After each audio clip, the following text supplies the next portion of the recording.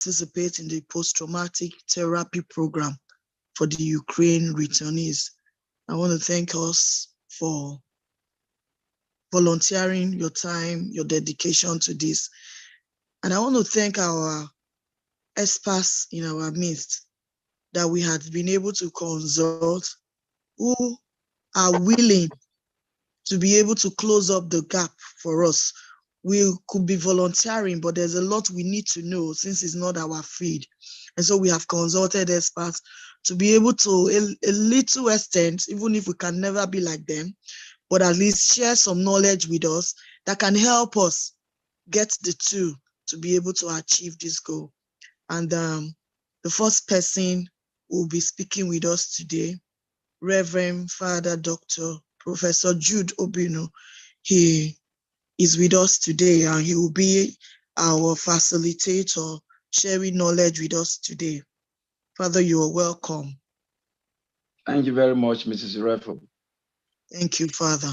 I have another person in our midst, Professor Rabiu Abdulsalami Magaji. He is an expert. He will be coming in next after Father. He's a neurologist and he's ready to also share his experience with us. Prof, you're also welcome to this platform.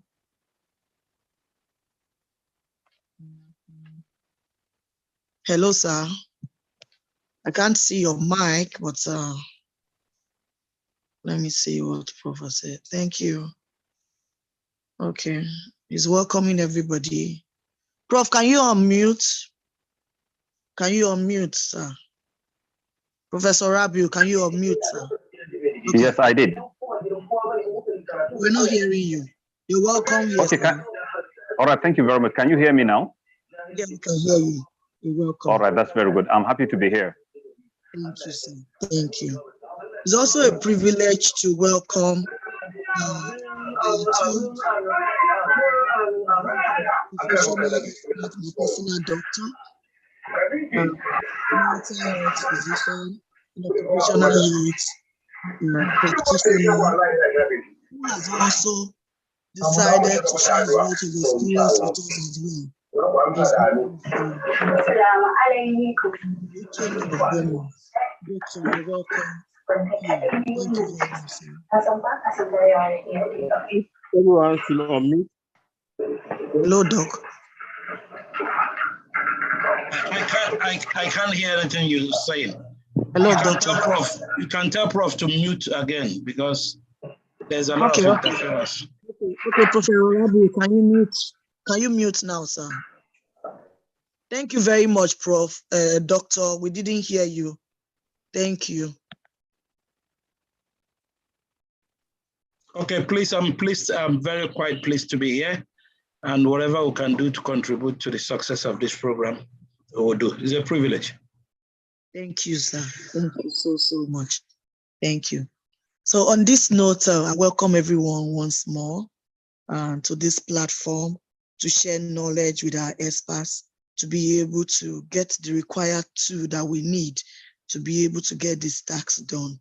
So without wasting time, we'll be going straight up to invite our secretary in 2 minutes to briefly give us a background of the tale of the Nigerian returnees. Secretary, over to you. Hello, Mr. Victor, are you there? Yeah, good morning. Good evening, sorry. Confirm you can hear me? Yes, we can. All right, thank you very much, Madam Mercy, and our honorable doctor and professor who give our time today to enlighten us on how we can be able to deal with post-traumatic individuals. This initiative actually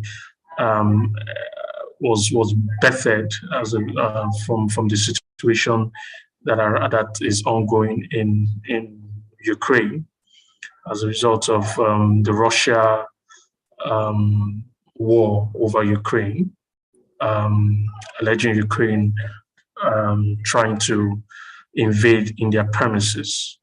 Some journalists have come up to say in terms of findings, that this has actually been ongoing for the past 8 years, but it was regarded as a political battle.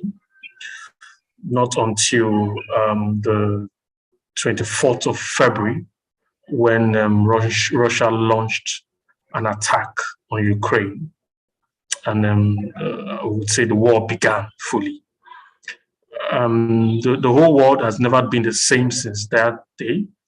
A whole lot of people have lost families, lost investments, especially our Nigerians in diaspora who reside in the Ukraine. Personally, I have a couple of friends who are currently doing their PhD, but as a result of this, some have come back to Nigeria, some others has relocated to other part of the country. And then the question is, what next? It can be very traumatizing, when you look at the future and then you're not seeing any headway after all the investment that you have made in the past. So this program is very critical. For me personally, it's very critical.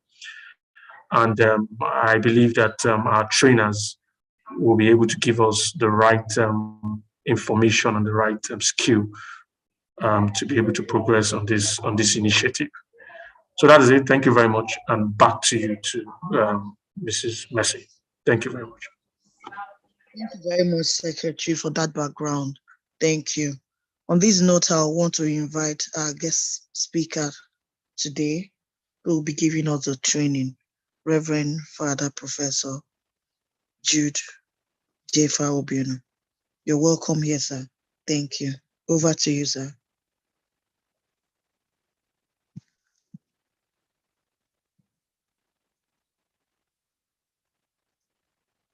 Hello, Professor Jude. Can you unmute your mic, please?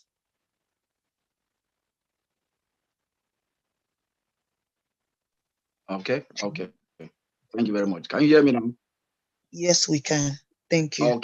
Okay.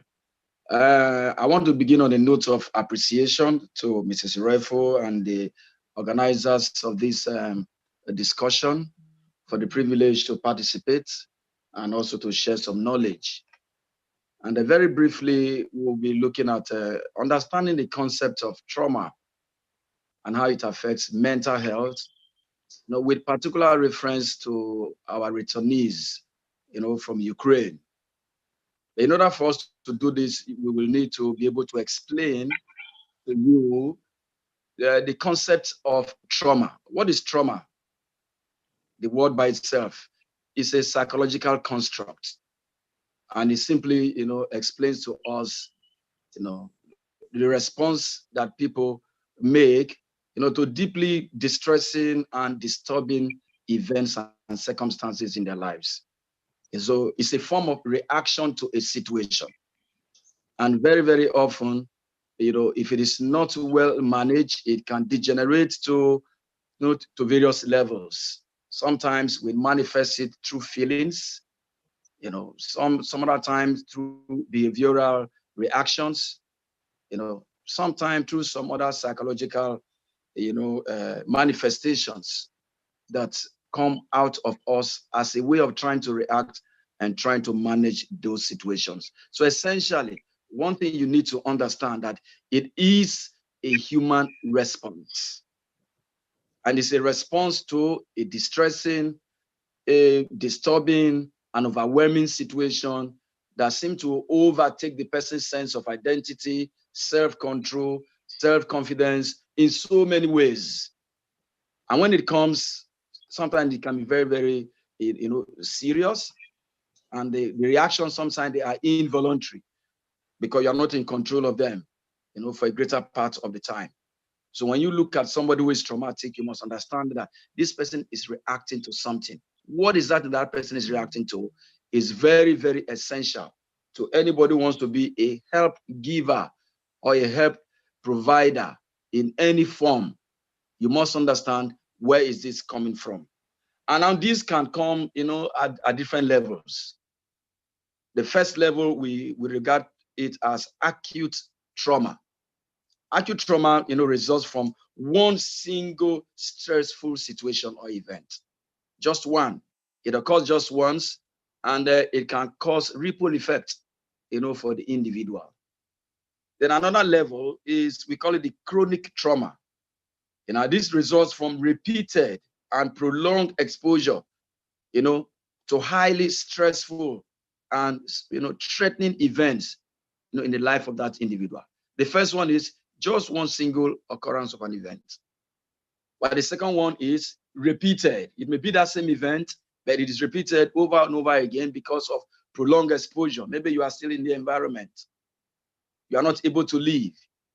So you are somehow forced, to confront and to be exposed, to the cause of that trauma over and over and over again. That becomes chronic trauma, which is like a second level, in the experience of trauma. Then we have the third level, which we call the complex. Now the complex level, has to do with, it comes from exposure to multiple traumatic events, which means it's not just one event, it is more than one, but each of them causing this psychological distress and this feeling of being overwhelmed with the situation that you are no longer able to control that situation. It's a serious mental health situation which poses a lot of challenge, for the individual. And in order for us to be able to understand this, put it into perspective in terms of our students, our relatives, and our friends who are returned back from Ukraine, and the situation we have there is that of war. And war is a distressing situation. It's an overwhelming situation. You have no control over it. You cannot determine whether those shooting should not shoot at you. Those blocking your passage and your desire to leave that place, you have no control over them. So it places a lot of psychological stress on those people. And when that happens, there are emotional and there are also physical symptoms. The emotional symptoms, we also call them psychological symptoms. For example, for our children or for our relatives who are returning back from Ukraine, some of the things that you may, if you ever come close to them and discuss with them and try to study them very clearly, you may notice these following symptoms in their behaviors, in their reactions. The first one is denial. Denial of the fact that they refuse to accept the fact that they are no longer there for studies, that the dream that they had to be able to complete some studies, graduate, is no longer happening. The body has what we call self-defense mechanism. And it comes up in form of denial, trying to give them some kind of assurance that there is still hope, that they should not worry, or rather that what is happening to them is not real. So they live in a false state of acceptance that the program is still going on when in fact they are not there. It's a natural invoked self-defense mechanism, and we call it denial. Another one is anger. You see that they are very angry. They get angry with everybody, with parents, with friends, with relatives, with everybody around them. Everything about them, gets, pisses them off because they are not happy. Because whatever has happened to them, they have not been able to process it in a way that becomes very, very helpful for them. Another thing you may find in them is fear. And fear at some level becomes a psychological disorder. When fear becomes repeated and it's not controlled, and you do not have in a way of trying to process it, and manage it very well, it becomes a disorder. And once you are afraid of so many things, you may not be able to engage meaningfully in any process or in any meaningful engagement. Another symptom that you may find among them is sadness. They are not happy. They are not satisfied with life. And this can lead them into some kind of withdrawal. And of course, which will also contribute to anger, which we rather contribute to anger, which we mentioned a while ago. The other one is shame.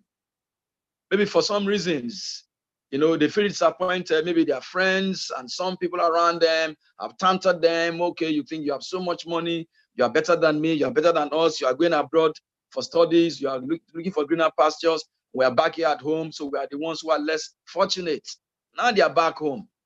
Some of them are not able to look at their peers and be able to relate to them, even though the reason why they are back home is not necessarily their fault. They have no control over it. And unconsciously, they begin to, imbibe that feeling of shame in them, which causes more psychological distress for them. Another thing that you may find among them is anxiety. Anxiety is a feeling of, of being uncertain about tomorrow, about what will happen the next minute. They are not sure. So how is the future going to look like? And it brings this psychological wave into them and into whatever they do, that they begin to mess things up if they're not careful. And anxiety by itself can degenerate into serious psychological problems. The next thing you may find out that they are depressed. Depression, again, is a serious psychological problem where there is a feeling of lack of satisfaction, of course, acute sadness, a feeling of not having a clear sense of direction in life and what we want to do. The next one is numbness. Numbness is that they don't feel anything about them anymore around them. Everything seems lifeless. Everything doesn't seem to make any sense anymore. There is no action, there is no active engagement and involvement in things that they used to do before and the things that happen around them. Guilt can also be another symptoms that you may find in them.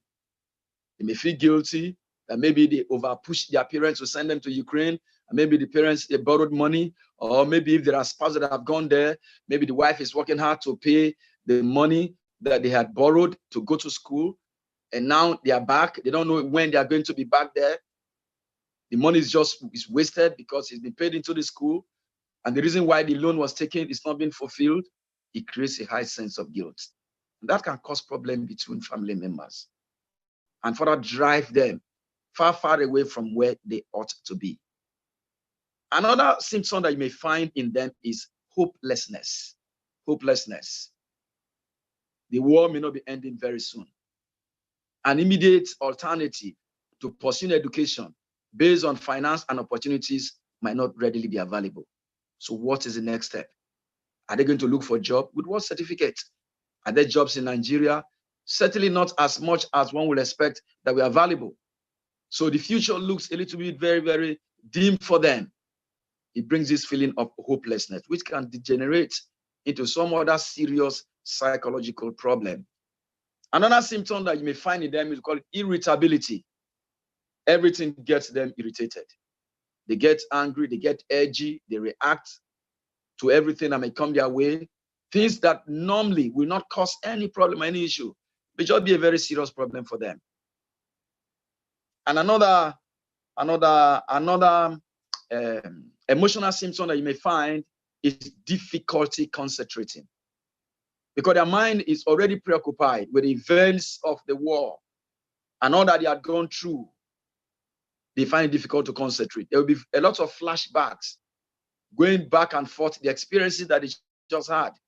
And when you cannot concentrate, you cannot think, you cannot plan, you cannot engage the immediate issues around you, then you cannot challenge yourself to move forward. So that limits them, to a large extent. And that once again can degenerate into many, many, many other different problems in their lives. Now, having talked about the emotional and the psychological, symptoms, we also have some common physical symptoms that you may find in them.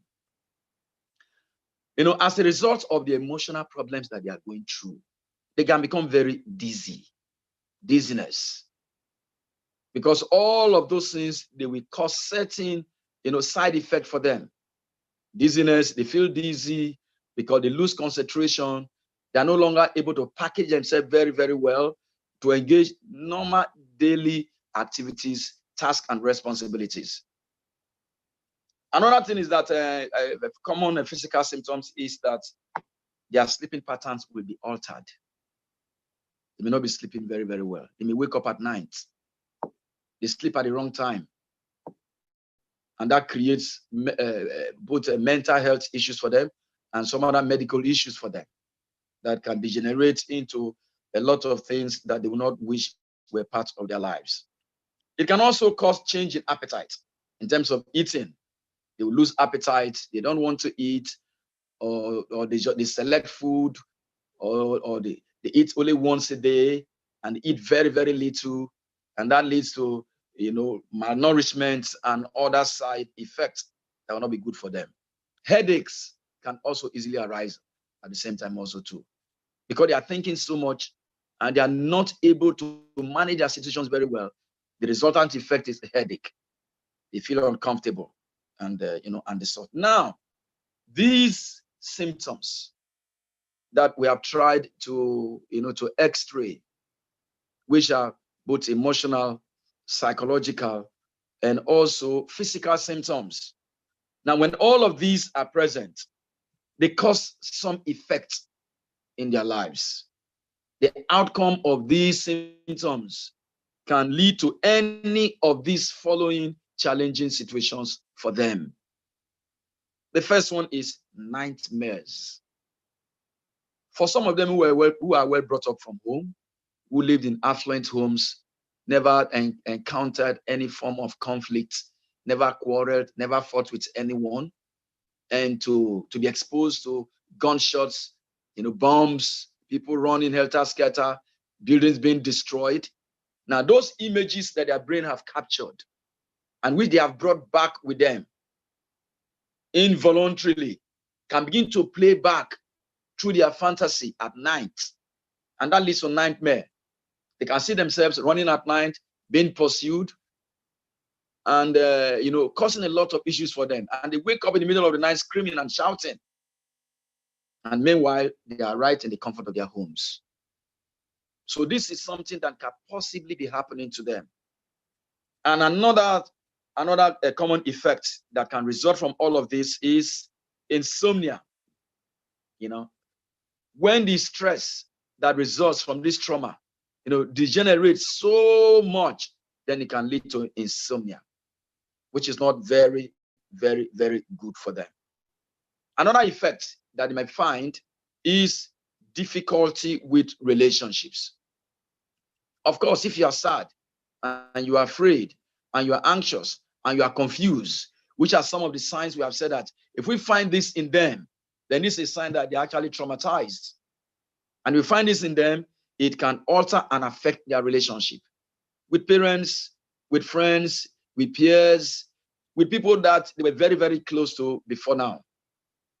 Because they get irritated, they get angry, they don't want to be consoled because they know that whatever you tell them cannot take them back to where they were before coming back home.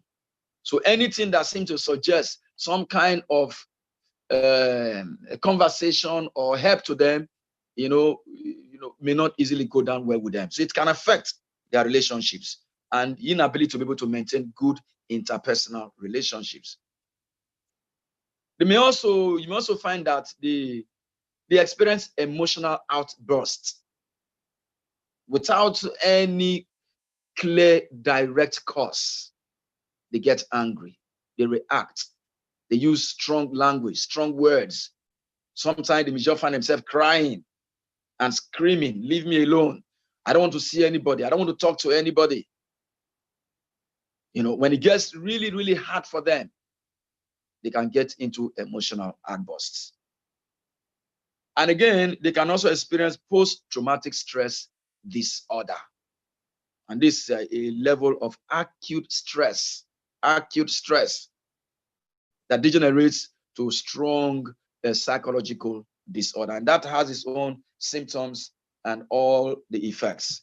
I just mentioned that alongside to know that this is something that can happen to them. Then, of course, depression can set in, which we have already spoken about. Anxiety can come in, they are not being sure of the future, and that uncertainty can cause a lot of problems for them. Then also too, it can also lead to substance abuse problem. In an attempt to be able to deal with the situation, they may just find themselves taking every kind of substance, alcohol, drugs, that gives a false sense of control over the situation, a false sense of satisfaction that is just momentary and temporal. That when the drugs wears off, they come back to reality and they see that, okay, I'm still where I am. And another thing that can come in again, of course, I said that is sadness. They can actually become really very sad people. You know, they can also become very nervous. They feel nervous, they feel jumpy, you know, and they seem to be on high alert. On high alert. With anything that happens in the house, they jump up. A plate falls to the ground, they jump up. Somebody knocks that very, very hard, they are running away, they are trying to hide. Because unconsciously they are reacting to that situation based on their immediate past experience, which has caused serious traumatic experiences for them.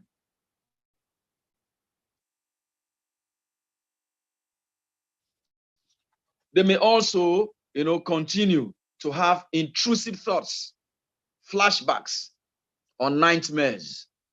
Now, intrusive thoughts can sometimes, you know, lead to a feeling of wanting to commit suicide. Because your inability to be able to manage situations, you can begin to degenerate. You ask yourself, there's no reason to live anymore. I'm not sure I'll be able to get out of this situation, and all of that. Those kind of intrusive thoughts can lead to greater psychological problems. And the flashbacks are actually very, very threatening.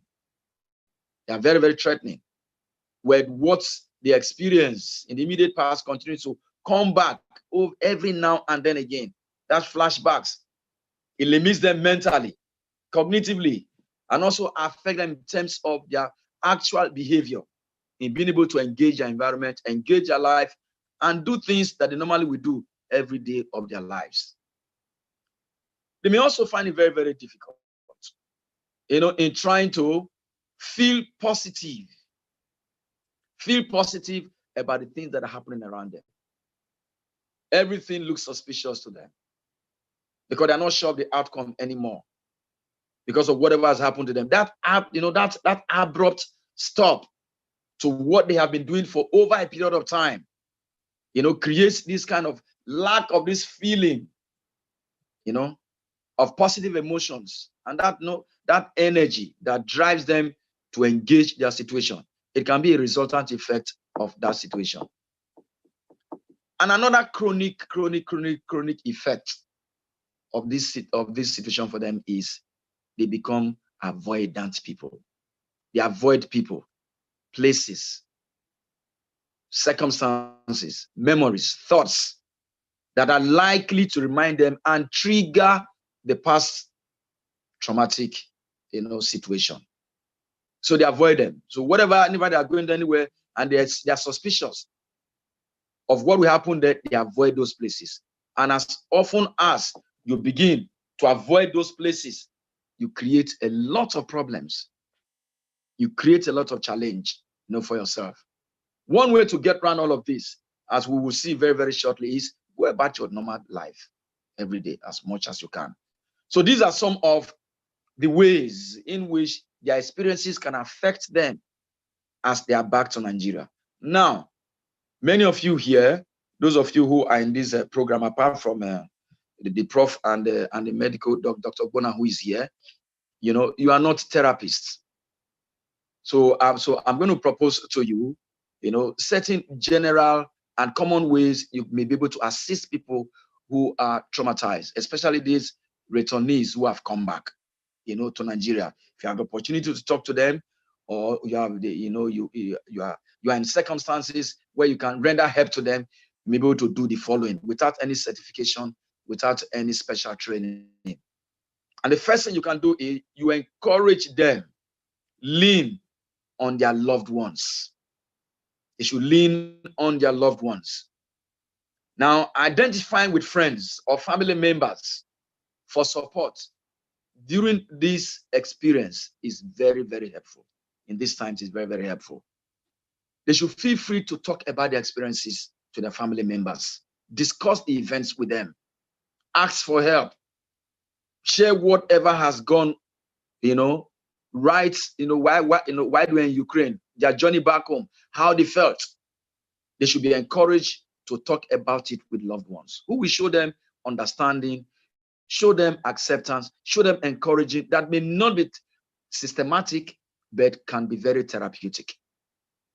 Sharing your problem with someone who understands you, knowing that this person loves you and cares for you, is very therapeutic. And it's something all of us can do, without being trained, or having to go to school, or having to acquire certificates. The second thing that you can encourage them to do is face their feelings. They should learn to face their feelings. They should accept the fact that it is normal, to think of avoiding traumatic situation. And that sometimes it was beyond their power for them to be traumatized. It wasn't their choice, to be traumatized. And not leaving home, isolated themselves from people, not talking to people, not taking their bath, not eating, not mingling with people anymore, will not solve the situation. So they need to accept it. It is not their fault that we're traumatized. And that we're traumatized sometimes is a normal human occurrence. It is an involuntary action. Nobody decides to be traumatized. It comes in a way that you are not in control of it at all. So when it comes, and one way to deal with it is to accept it. Face it. When you accept it and you face it, and you're able to commit yourself, okay, this is a normal path in life that you are following, then it will help you gradually to be able to manage it. But to run away from it by isolation, by all the other actions that we mentioned earlier on, that will not do any good at all. The third thing that you may be able to help them to do is tell them to prioritize self-care. You prioritize self-care. Self-care is they should take care of themselves. Eat good food with high nutritive value. They should be conscious of their sense of hygiene. They should take their baths. Stay in rooms that fresh air can come in. They should not lock themselves in, shut the door from everybody. Go out, take a walk, mingle with people. Do things that make them happy and get them excited. These will help them to take care of themselves. So they should prioritize their personal care. In this way, they'll be able to manage the situation. Then the last thing you can help them to do is they should be patient. Be patient. Whatever they are going through will not last forever. A time will come, it will eventually go away gradually. Time heals, they say. And in psychological context, we believe strongly time heals. With time, with proper management, with self-understanding, time heals. Now to come back, to make it more specific, for those who have come back from Ukraine, the first thing you should help them to do is they should keep things in perspective. Keep things in perspective. They should understand, like the secretary was doing when he gave a brief summary of the history behind, this Russia invasion of Ukraine, when it started and all of that. As much as possible, they should get their facts right. It will help them a lot, because having the wrong information, can be very damaging to mental health. They should know that it's been a very, very long history, that Russia and Ukraine, they've always had this conflict, over time. It didn't start today. So they should realize that this is an ongoing thing that has been there before. Once they're able to keep, things in perspective, that this is a political thing, it has history, Russia has attempted to invade Ukraine before in 2014, annexing Crimea and all of that. So it didn't just happen now. Before they begin to be superstitious, that why is it my time now that this is happening? People from my village, they don't want me to finish. That is why they cause this and this and this and this and that to happen. No, they should learn to keep things in perspective. Then again, you can also tell them that they should exert some control over what they listen to and over what they hear. Social media is filled up with so many junks. Some of them conspiracy theory, some of them are correct. So they should learn to go to the right source to get the right information. The less interest they show in trying to access social media to get current information, the better for them. But even if they wish to get information about what is going on, they must go to the right places.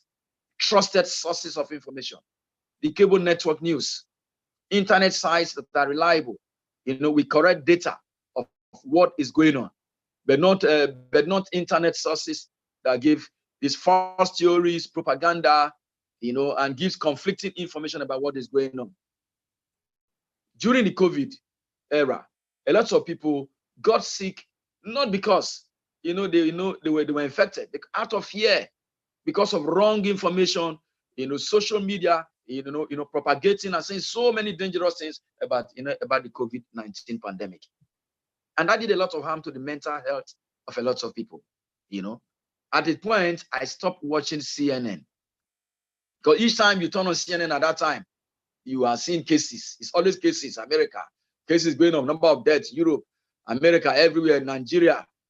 Everything was it was too much. So personally, as an individual, I avoided watching CNN too much during that period. Because the more you hear, the more problem. Once your brain extracts that information and keeps it plays back, whether you like it or not. It's right there and it affects you. So it will be helpful for them to limit, their media exposure. They should seek news, from credible places. Now, if by any chance,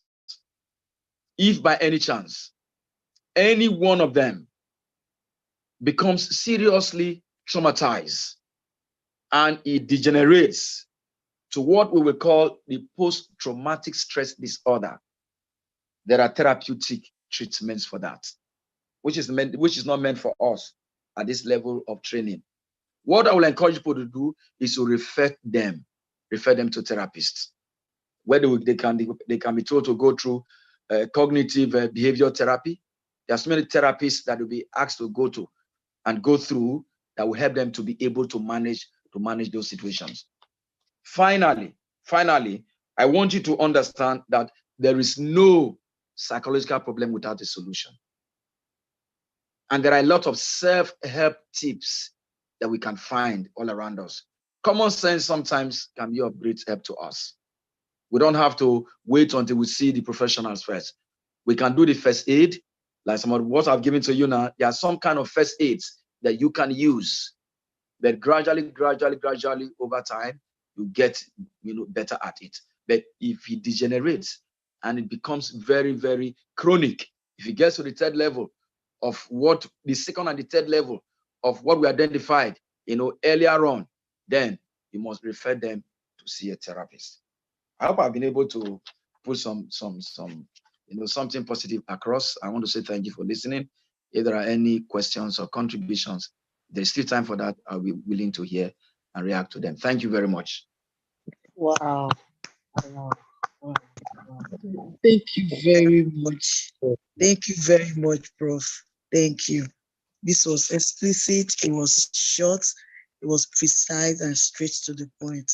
And then I just kept writing. I know we had recorded this section.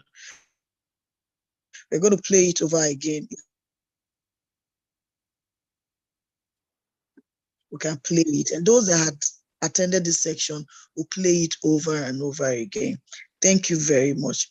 Professor Jude Jeffa Obuno is the director of the School of Psychology, Delta State University, Abraka. Welcome you once more, sir. Thank you, and it's a privilege to have you here. Yeah, I would be calling on our past president, one of our past presidents, Emeritus Ekam Isika, to please take over the question and answer section. Father, you know that you can't go through this section with us without having Sure. questions. Those of us that will be having questions, he would answer. Hello, sir. You have Emeritus Ekan with us.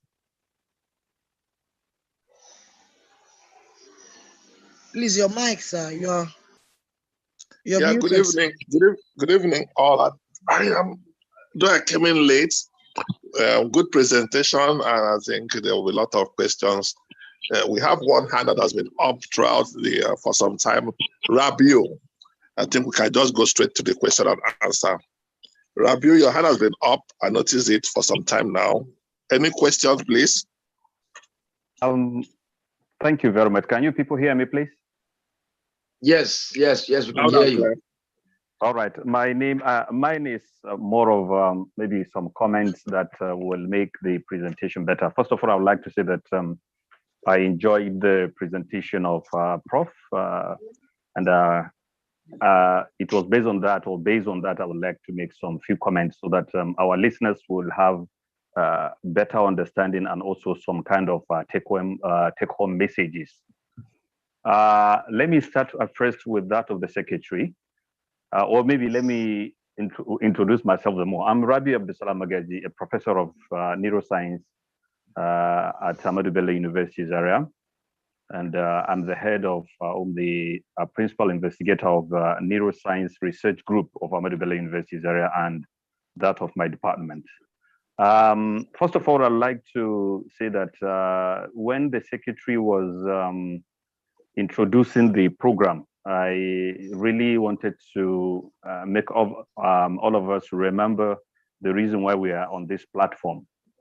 First of all, we are on this platform as Nigerians, and we know that the reason why we want to help is because Nigerians are involved in terms of them coming back or having problems in Ukraine. But we should be very wise in the way we make comments on whether it is Russia attacking Ukraine, whatever it is, because there are a lot of I can say political, economic, and many theories that are there. But for us as Nigerians, our target is the fact that Nigerians are involved. Nigerians have come back. Governments, so many governments have not reacted much, especially we in Africa, because we don't want to be in between, the problems of all those people. So please, let's try to make that our own or our best bet. Then when you come to the issue of the trauma that our erudite, lecturer and speaker has talked about, I would just like to add on the issue of the acute and chronic. When Prof, you talked about the issue of when you talk of chronic, acute trauma, you are talking of when a person has been subjected or presented with a traumatic situation maybe once, while that of chronic being maybe repeated. I would like to say here that we may need to add here that, it's not rather maybe the presentation of or maybe exposure to the trauma that matters in making it acute or chronic. Rather, it is the response of the individual to, the traumatic situation. A person can be presented with a single traumatic situation, but the person can go into chronic trauma. You understand? The reason why is because the idea is that, simply put, acute is telling us that the person's response to the stress or to the trauma is the fact that it has, maybe within a short period of time, it will go. You know that there are some people like that. They are presented or they have a problem of any stress or trauma, but within a short period of time, they are back again, in terms of having their good life going on. So at that, we can call it acute. But even though it has been presented to them once, if they continue to have all these symptoms you talked about, the issue of whether they are psychological, emotional, physical, such as insomnia, such as, and so at the end of the day, it becomes chronic. So it is the response to the trauma that matters in, categorizing it, either it is acute or chronic. Then the next one is the issue of maybe one of the things that I know some of the audience might not be professionals in the area. There's something I wanted you to have discussed, maybe to tell them better, but I know you were looking at time, that the issue of insomnia. some of them might not understand what it means. It's the issue of, people now start to go into lack of sleep, which in fact, if it has been, talked about more, at the end of the day, people will even understand why some people will go into substance abuse. Because some of the people go into substance abuse because they could not sleep. Some they go into substance abuse because they are feeling bad because they are having that problem with relationships, which it's not only relationships, rather anything that they have interest. That's why they say the one of such symptoms is the fact that they go into what we call anhedonia, which means losing interest in some things that they do before. Now they don't have interest. Some will, for instance, some will have to say that, okay, some they watch football, some they visit people, some they do some other things, even though they are passionate, they are not even interrelational with people, but they will lose interest and anhedonia. So that is. So if these all things come together, and then at the end of the day, the person will go into full-blown PTSD. That is post-traumatic, stress disorder. But then the second to the final one is the issue of sources of information, which is a very important thing you have said.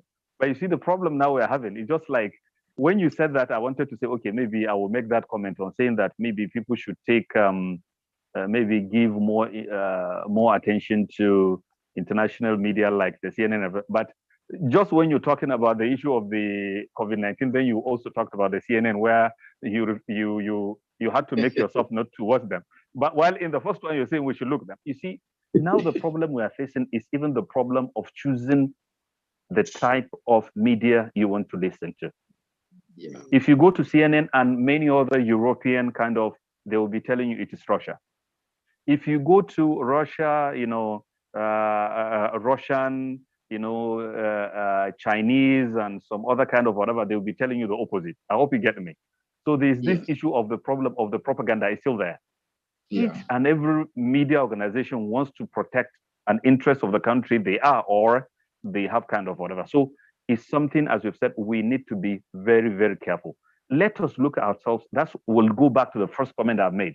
Let us look at ourselves more as Nigerians.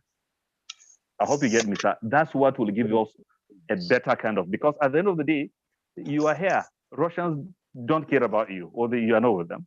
Ukraine is whatever. At the end of the day now that they are having this problem, I'm not saying as humans, we need to feel bad, whatever is happening, because human beings are involved. But at the end of the day, the undertones there are so complex for Nigerians to go into. Let's just look at ourselves now. We want to get away of rehabilitating our people. We want to get away of having our people in a better kind of. And then finally, I would like to say that I know Madam Messi is listening to me. I could remember when she was telling me whatever. So there's something which I'm happy that I will now link up to what you have discussed about, is the issue of the fact that which I have seen in so many countries, is the issue of depression leading to suicide. Yeah. If care is not taken, if we do not do what we intend to do now, then at the end of the day, some people might be there. Especially, remember, I want to tell you that most of these are brothers and sisters, sons and daughters that have left Ukraine and back to Nigeria. They have tested the European style of the way of life. So that testing way of life has made them to see, some might have learned to see that suicide is nothing. There's no problem in that. If you go to advanced countries like South Korea, I remember in 2019, I was there and whatever. Most of the problems that are facing, some, if they cannot make headway in their own studies, they go into depression, even though that they have a very big country, a very nice country and everything. So I think I'm now suggesting that, God's willing, maybe that would be maybe what I may be presenting in our subsequent lectures, to our audience, maybe on depression and suicide. So I would like to say thank you very much for giving me the opportunity to make this my whatever. And sorry, finally. And then another one I've seen that, sir, it will also be very important for caregivers that those tips you have given them in terms of having to take care of their loved ones that are in these problems is better for us from beginning, for us to enroll and make all those people that have come back from Ukraine and having this problem into seeing therapists. We shouldn't wait till when it becomes critical before we do that, because by the time caregivers have done their own, it should run pari passu. That's what I mean. Otherwise, at the end of the day, if it becomes critical at that time, some things that the therapist will be doing in order to save the situation, that time must have passed.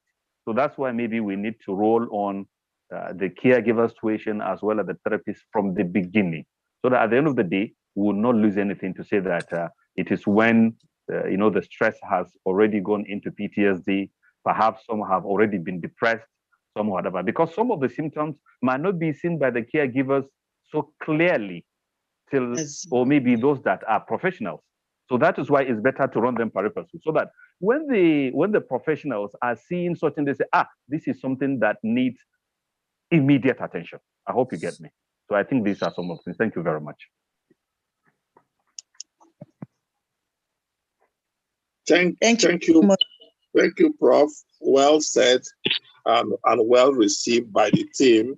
I think one of the take home from my end here that the secretary should note on the letter going out from our side is the last comment that he makes, that the caregiver and the therapist should run pari passu.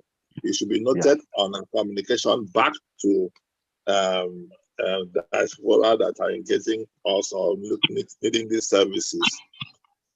Thank you, Prof. Well received, well appreciated.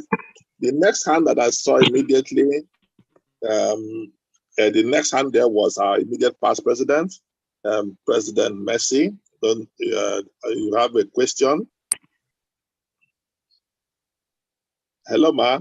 Your hands were up and still up. Yes, sir. Yes, sir. Emeritus. Yeah, I have a question. Thank you very much. The floor is yours.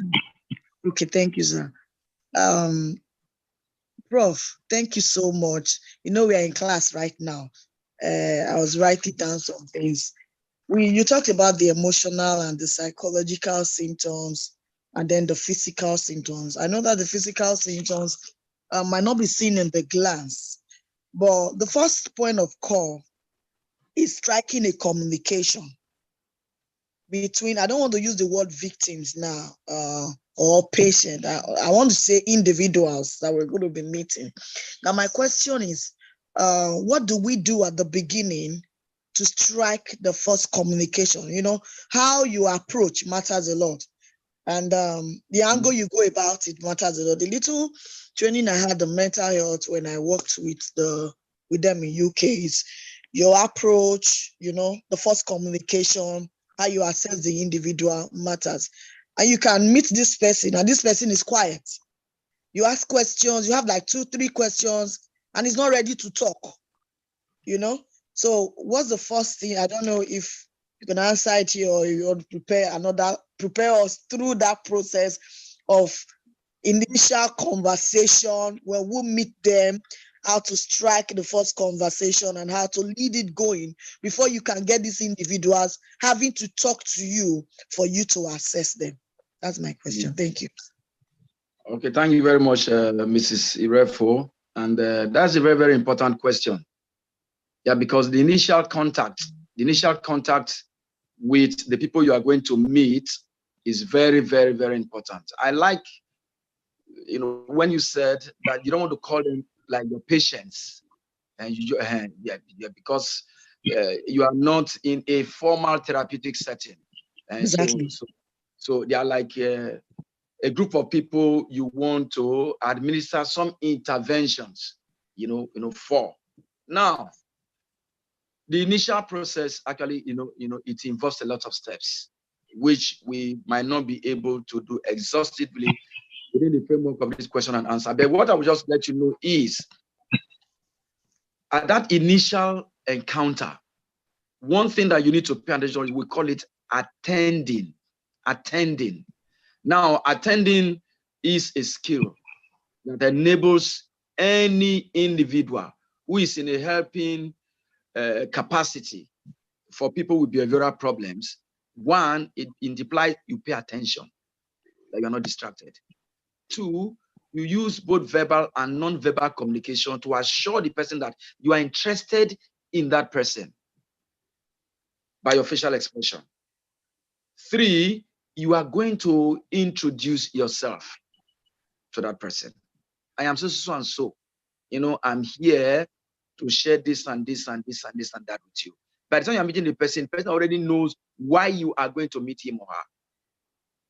So at that initial interview, we call it initial interview, which you are going to have with that person, you are going to do a lot of questioning, but not too much questioning.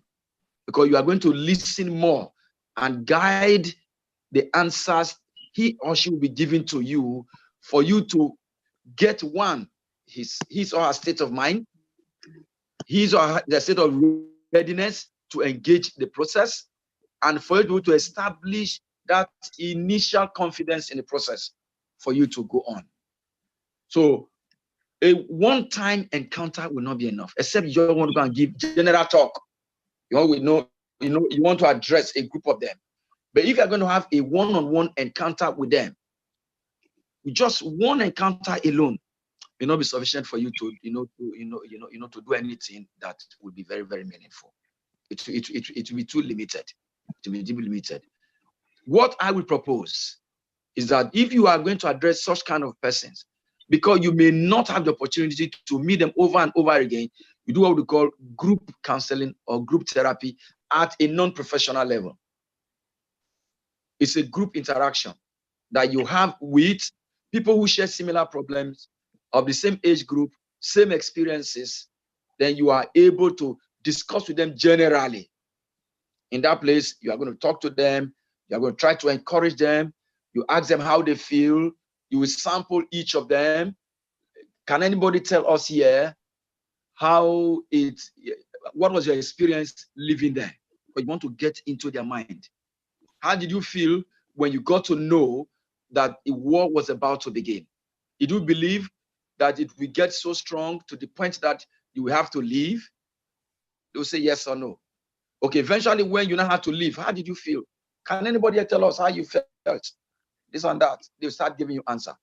As they give you answer, you progress to the next level. Now, having come back home now, how do you feel coming back at home? What are the things you are experiencing coming back at home? Can anybody tell us here? How do you feel coming back at home? Were you well received? What did your friends say? This and this and that. You are trying to psych them to know some symptoms from them because you don't stay with them every day. And you're not doing formal therapy for them. Then when you not get their responses, you give an idea into what they are feeling. Then from there, then you now try to ask them, how is it affecting them? This way you are feeling now, how is it affecting you? Can anybody tell me, have you been sleeping well? Have you been eating well? This and this and that, based on what you already know. Then you can now propose to them general guidelines.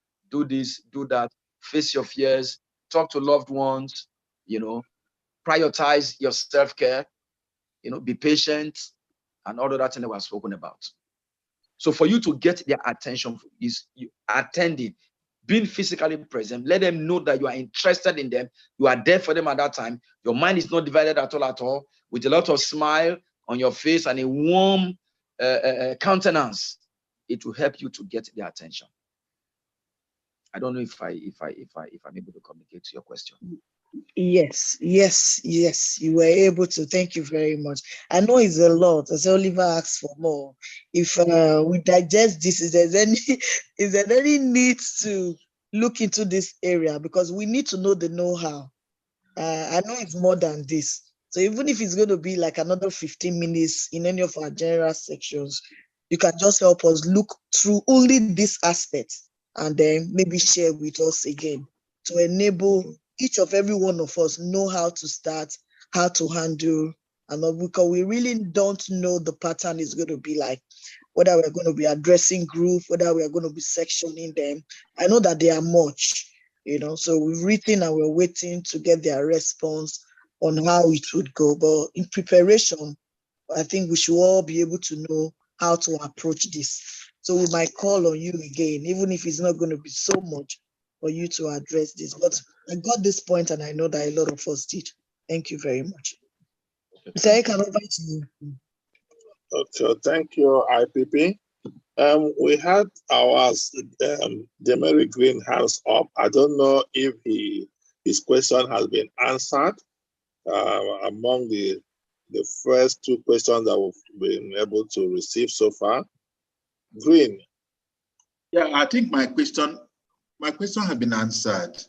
Okay, and thank you. Just a little follow-up, a little follow-up on that is there any way we can recreate the word returnee to make it sound a little bit Okay, yes. Something pleasant, because I will tell you, people have started referencing that. Following with what let's call to help you advise using returning, it could become stigmatization. Yes, that is it. That's just because already they have started saying they are back. Oh. No. You see, of shame. No. I understand what you're saying. That kind of will push back or make the person shut down. No communication. May not even be appreciative of whatever you are trying to do. Yeah. So let us find a way to use the word to reference to them. That's just what I wanted to say. Thank you. Okay. Thank you, Greg, for that contribution.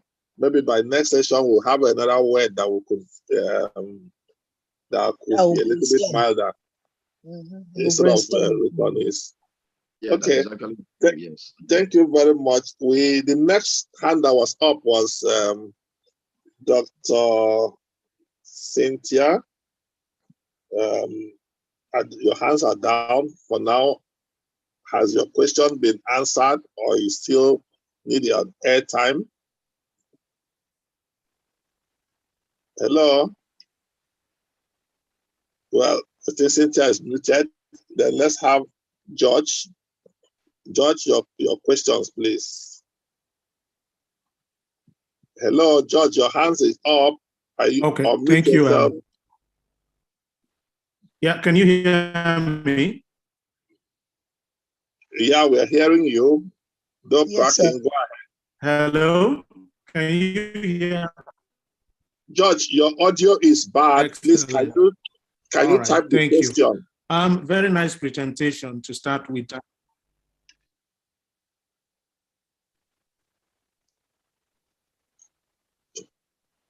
So you can hear me? George, we cannot hear you. Please just type out the questions and a response will be made. Please. Ikenna, your hands are up. Okay. Unmute yourself, and let's see if your on will be favorable. Your audio. Thank you very much for this. Thank you very much for this opportunity. I want to thank Professor Jude Obiono for a lovely presentation.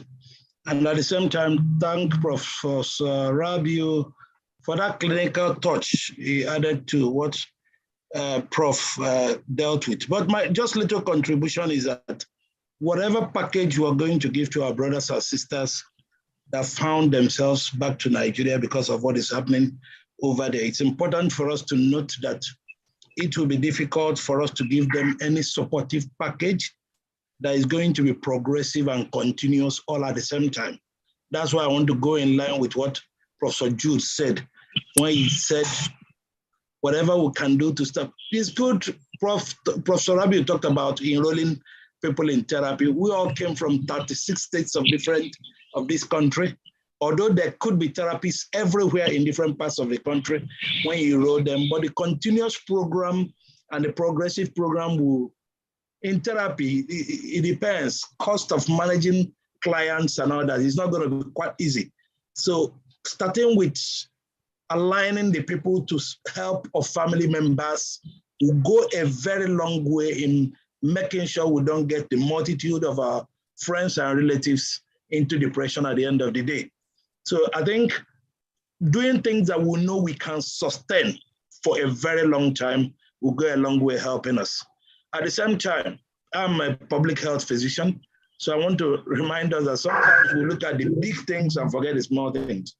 Immediate health check of these young guys on arrival can give us an inkling. So many of them were having problems over there, even before leaving the country.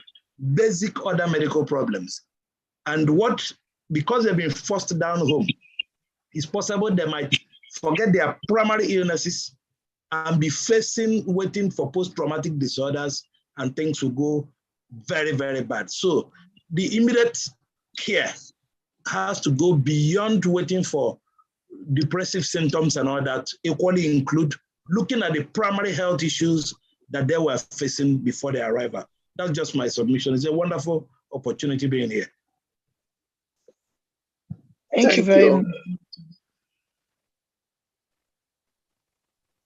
No, IPP, you're saying something, so go ahead. No. I was just thanking Doctor. He's one of our experts that would be leading us on the training. So I appreciate his comment. Thank you very much, Doc. Okay, Doctor, I joined voice to say thank you. Just like my earlier comment to one of the answers that we made, in the advance letter that we're writing, it could be suggested that these people, ahead of coming in for therapy and counseling, medical check should be done and other underlying things identified that should be value-adding exercise.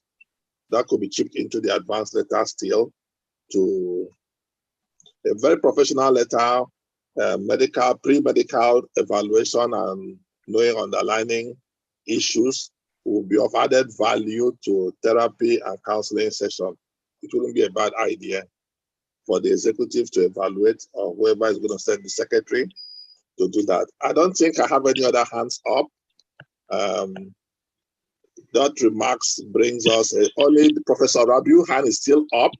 So I had asked if he has additional questions or additional comments. If he doesn't have, Prof Rabiu. Yes, I do, sir. Yes, sir. Your hands are still up. Additional comments? Yes, sir. Yes, okay, sir. Yes, sir. Just few ones, sir. Yes, I think I'm very happy, at least with the last speaker, that he brought back, whatever. So, but maybe something I want Doc to, whatever, that was exactly what I was trying to, for us, we might not need, therapists at the beginning, but what I'm just trying to say is that we need medical attention. That's why in most places, when you have something like this before, you don't just bring these people back and then you allow them to go back home. What you normally do, you subject them to what we call, you put them in a place where you have, medical attention, whereby that a lot of, medical questioning would be done on them, have like a complete medical checkup on them, because some of them might even be that they have some underlying problems, which are the ones that will predispose them to more problems as they enter into the community. So, but since that was not, to me, I don't know what was not that done well, still it is important, sir, when the letter is being sent. In fact, it is that medical checkup from the beginning that will even make it to see whether those people need even anything that has to do, because there are some that have already absorbed everything. So perhaps maybe just few medical attention needed to them, then they will just go back to their life and everything. So I think maybe with this, I would say that I'm very happy that I have learned a lot today. And then I will also be happy to continue to engage, and then we give our own, professional advice and, skills. And we hope that our brains will work well. Thank you. Thank you, Prof. Thank you, Prof. Well received. So our secretaries and the other interface, the feedbacks are simple and straightforward. Let's evaluate and make the best use of it. Thank you for the question and answers for those that participated, those that listened in. I hand over the meeting at this stage back to President Shehu for maybe his closing remarks and other things that need to be done in the meeting. Thank you for the opportunity given to serve. Thank you, Emeritus Ekam. We appreciate it. Thank you so much. Our president is the chairman of the committee for the volunteers, and he gave me the privilege to coordinate the entire program. So we felt he should come on board now to present the certificate to our facilitator today. President, sir, it's an honor to have you on ground. All right. Thank you, my IPP. Welcome, everyone, and thank you for this very, very wonderful presentation. And it reminds me on so many things that under normal circumstances, we need to move on with this, not only for people returning from Ukraine and other countries, but here in Nigeria, in various states now, considering the level and situation we are in, the kidnapping activities push many people into that traumatic disorders. And we have seen it day by day, particularly where I am here now in Kaduna. I have seen about 1 to 2, 3 people that got into that kind of traumatic disorders. It was really a terrible situation. So it will go a long way, this counseling and this presentation that will keep so many things into our mind and ourselves to practically engage people, even when it is one-on-one between you and your family or any other person that happens to be a victim of such certain things. It is well presented. Thank you so much.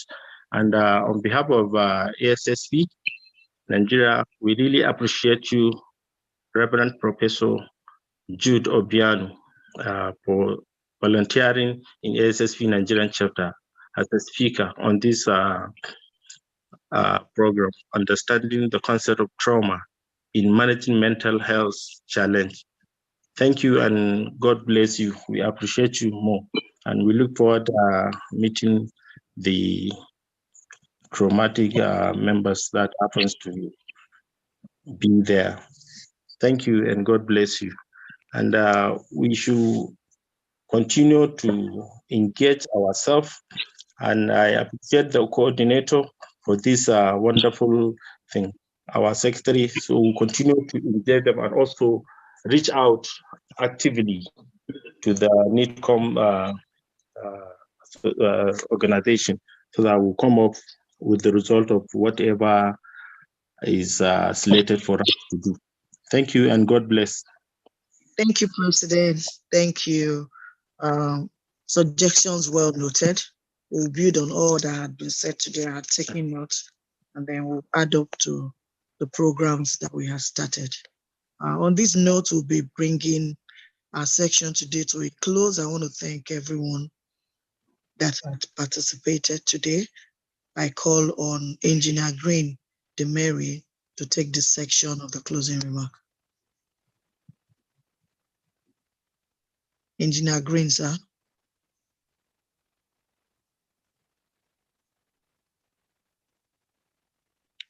Is Engineer Green? Okay, I think he just, I saw him not quite long. Well, I think he's out. He's out here of the, okay, yeah, I just checked. He's out. Okay, I can see another emeritus. Emeritus Daniel Osadiaye. Can you stand in for Engineer Green? This is closing remark. Good evening, everybody. First of all, I would have to thank the professor for a wonderful presentation.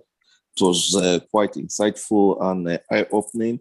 On behalf of ASSP Nigeria chapter, we want to say a thank you, and we look forward in having more of these sessions and having you around when we will go for the real practical session of counseling.